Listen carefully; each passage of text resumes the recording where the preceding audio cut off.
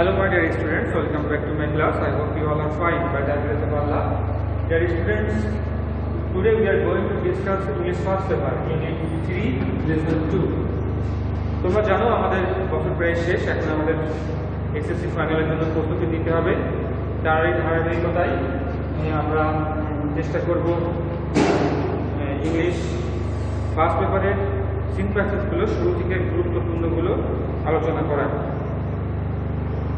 আমরা আজ শিখব বা জানবো মেডে সম্পর্কে আজকে আমরা বিস্তারিত জানার চেষ্টা করব। প্রিয় শিক্ষার্থীরা খেয়াল করো, May Day or International Workers' Day is observed on May 1 all over the world today to commemorate the historical struggle and sacrifices of the working people to establish an 8-hour workday. 8 ঘন্টা কর্মদিবস প্রতিষ্ঠা করার জন্য শ্রমিকরা একটা ঐতিহাসিক আন্দোলন করেছিল। সেই আন্দোলনটা স্মরণ করার জন্যই এই মে ডে সমস্ত বিশ্বব্যাপী পালন করা হয়। আমি আবারও বলছি, 8 ঘন্টা কর্মদিবস প্রতিষ্ঠা করার জন্য শ্রমিকরা যে আন্দোলন করেছিল, সেই আন্দোলনটা মনে করার জন্য, সম্মান জানানোর জন্য এই মে ডে অর্থাৎ শ্রমিক দিবস পালন করা হয়। It is a public holiday in almost all the countries of the world. সমস্ত বিশ্বেই এটা সরকারি ছুটির দিন, আমাদের দেশের ছুটির দিন, এবং তোমরা অবশ্যই সেটা পাও। তোমরা অবশ্যই মনে আছে তোমাদের মেডেতে আমাদের ছুটি থাকে। Since the Industrial Revolution in the 18th and 19th centuries in Europe and US, the workers in mill and factories had been working a long shift, 14 or even more hours a day. খেয়াল করো,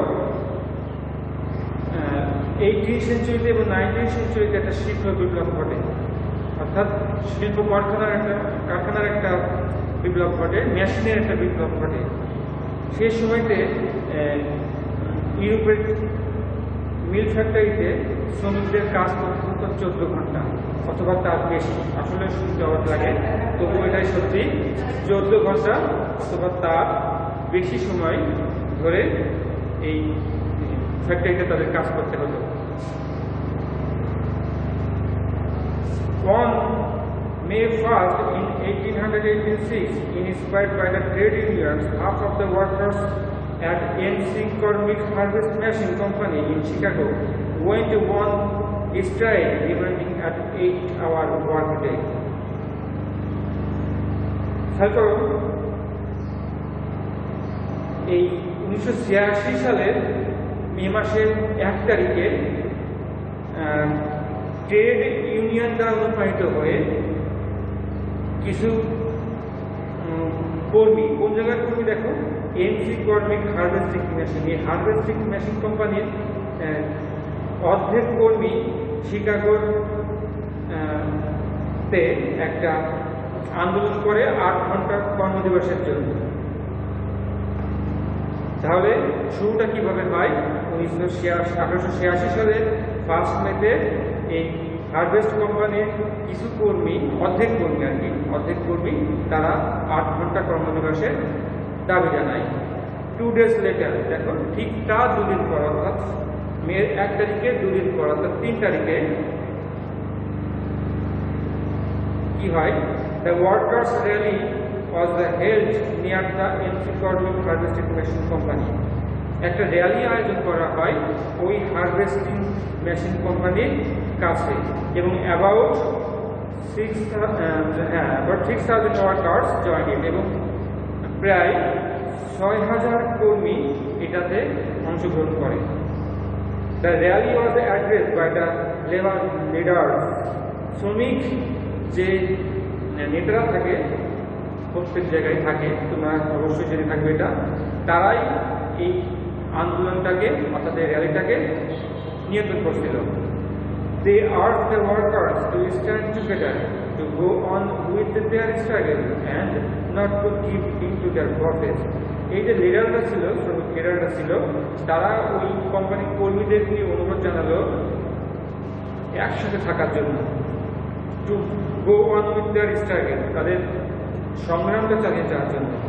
and not to give in to their bosses, এবং তারা যেন কোনো ক্রমেই তাদের বসের কাছে মাথা মতো না করে।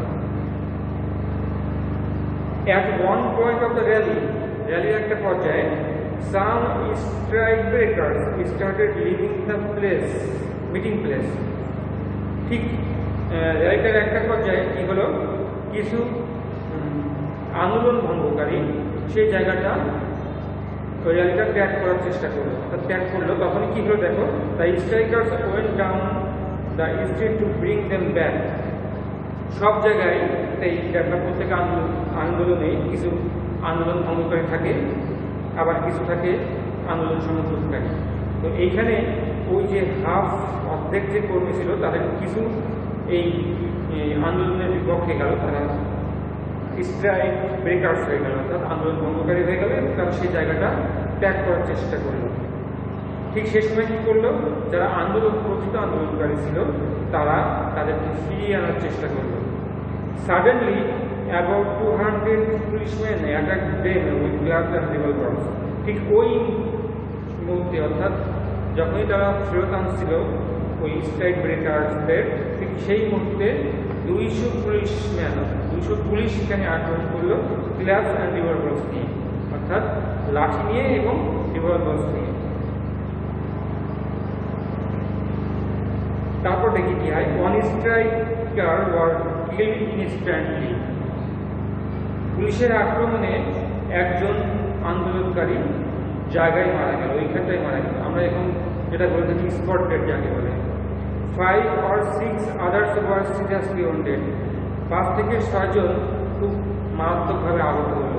and many others were injured। এবং আরও অনেকে খুব আঘাতপ্রাপ্ত হয়ে ওই জায়গাটা পড়ে থাকলো আর কি। খেয়াল করো, এখানে আমাদের প্যাসেজের মূল যে বিষয়টা সেটা কিন্তু এখানেই শেষ হয়ে গেছে। এবার আমরা অলরেডি জেনে ফেলেছি যে মেয়েটা কেন স্মরণীয় হলো। দেখো, কিছু লোকের কিন্তু আত্মত্যাগের কারণে মেয়েটা স্মরণীয় হয়ে থাকলো। কিছু লোক খুব মারাত্মকভাবে আহত হলো, মারাও গেল কেউ। এবার দেখি পরের প্যাসেজে আমরা প্যারাতে আমরা কি দেখি। Events of May 1, 1886 are a reminder that workers will continue to be exploited until they stand up and speak out to gain better working conditions, better pay and better life।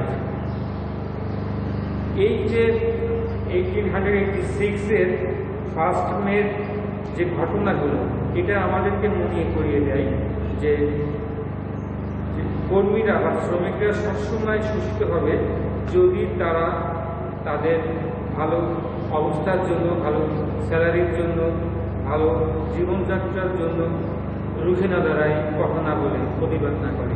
এটা সত্যিই একটা কথা এখানে তুলে ধরেছে যে নিজেদের অধিকার নিয়ে কথা না বললে অধিকার পাওয়া কষ্ট হয়। তো শিক্ষার্থীরা, আমার মনে হয় তোমরা বুঝতে পেরেছ, প্যাসেজটা আমরা করে ফেলেছি ইতিমধ্যে। তোমরা অবশ্যই এই প্যাসেজটা আবার দেখবে বাসায়। এখন আমরা এই প্যাসেজ থেকে কিছু প্রশ্ন করার চেষ্টা করব। আমরা কিছু প্রশ্ন লিখব এবং তার উত্তর খোঁজার চেষ্টা করব। আমরা প্রথমেই আসি প্যাসেজ নিয়ে। মূল যে প্রশ্নটা আসতে পারে সেটা হচ্ছে, what is May Day? What is May Day? May Day কি? আমরা প্যাসেজ যেটা পড়েছি আমরা অবশ্যই জানি মে ডে কি। তোমরা নিজেরা মনে মনে এর উত্তরটা শোনার চেষ্টা করো, যদিও আমি লিখে দিচ্ছি। May Day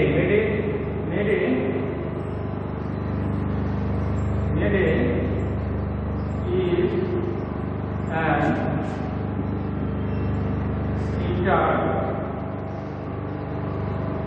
international workers' day that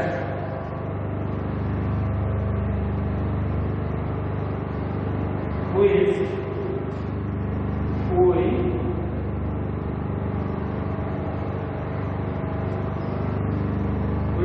inspired to honor the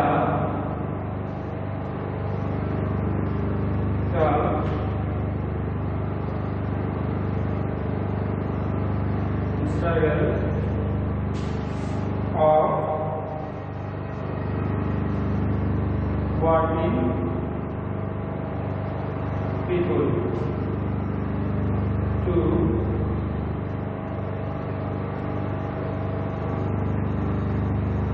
establish an 8-hour work day. খেয়াল করো, May Day is an international workers day which we celebrate, যেটা আমরা পালন করি to honor the historical struggle, ঐতিহাসিক সংগ্রাম বা যে আন্দোলনটা সেটাকে অনার করার জন্য যে দিনটা পালন করি। to establish an 8-hour work day, এবং সেই স্ট্রাগলটা কেন হয়েছিল? 8 ঘন্টার কর্মদিবস প্রতিষ্ঠা করার জন্য। আমি মনে করি যে তোমরা যেটা ভাবছিলে মনে মনে তার সাথে মিলে গেছে।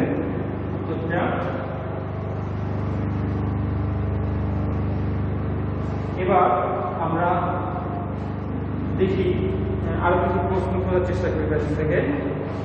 আমি একটা করে দিয়েছি তোমাদের, এই বাকি প্রশ্নগুলো তোমাদের নিজেদের একটু চিন্তা থেকে খুঁজে দিতে হবে এবং সেগুলো উত্তর খুঁজতে হবে।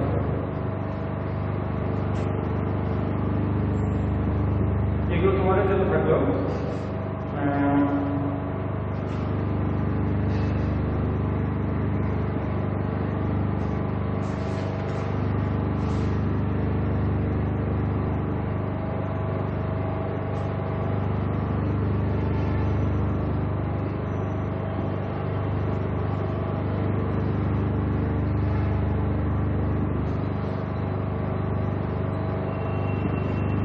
What do the events of May Day remind us? May Day যে ঘটনাগুলো ঘটেছিল সেগুলো আমাদেরকে কি মনে করিয়ে দেয়? আমাদেরকে কি মনে করিয়ে দেয়?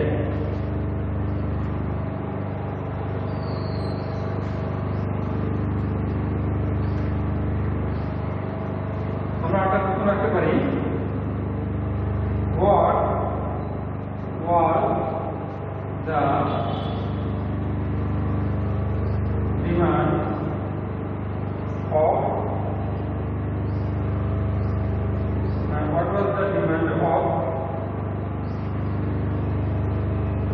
working people?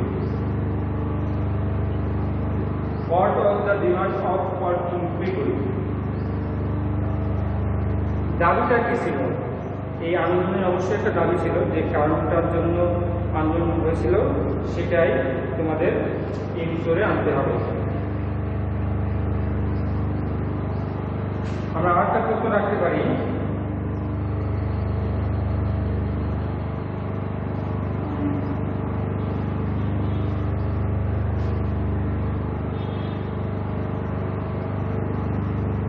What would happen if there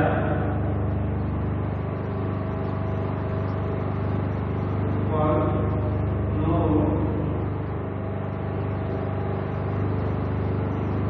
way in the history of